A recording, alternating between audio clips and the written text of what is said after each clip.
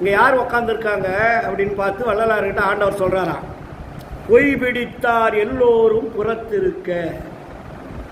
எங்கே இருக்காங்க? புறத்துன்னா புறம், மேடையிலேருந்து வெளியில் இருக்கிறவங்க சுற்றி. பொய் பிடித்தார் எல்லோரும் புறத்திருக்க, நான் போய் பொது நடங்கண்டு உலங்களிக்கும் போது. அங்கே போய் நிறுத்தியாச்சு. அங்கே பார்க்குறாரு, அந்த உலம் அப்படியே ஒரு மாதிரியாக இருக்குதான். அதுக்கப்புறம் ஆண்டவர் சொல்கிறார் அடுத்தது, மெய் பிடித்தாய் வாழிய நீ. யார்கிட்ட சொல்கிறார் ஆண்டவர்?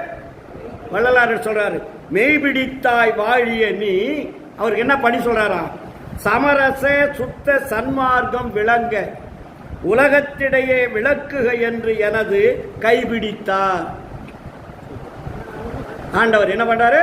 நீ எதுக்காக? சமர சுத்த சன்மார்க்க சங்கம் விளங்க உலகத்திடையே விளக்குக என்று எனது கைபிடித்தார்.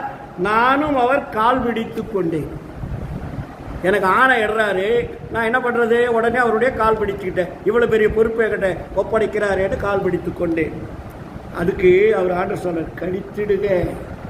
இவர் பயந்துடுற மாதிரி கால் பிடிச்சிட்டு, எனக்கு இவ்வளவு பெரிய பொறுப்பு கொடுக்குறீங்களே, நியாயமா?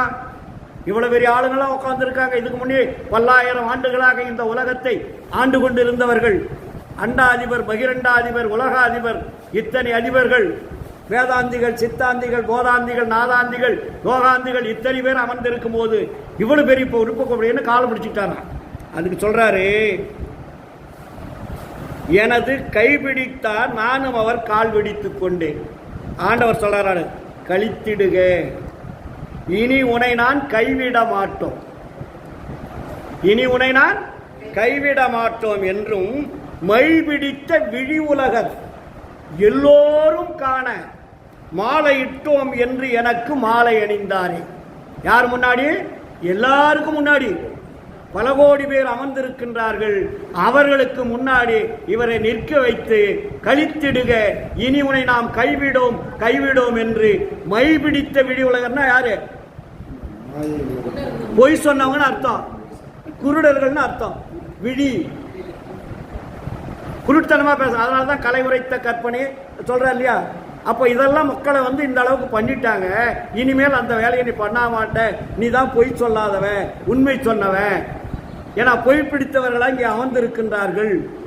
மெய் பிடித்தாய் வாழிய நீ. பொய் பிடித்தார் எல்லோரும் புறத்திருக்கிறாங்க. இங்க என்ன சொல்றார் வள்ளலார்? மெய் பிடித்தாய் வாழிய நீ, சமரச சன்மார்க்கம் விளங்க விளக்குக என்று எனது கைபிடித்தார், நானும் அவர் கால் பிடித்துக் கொண்டேன்.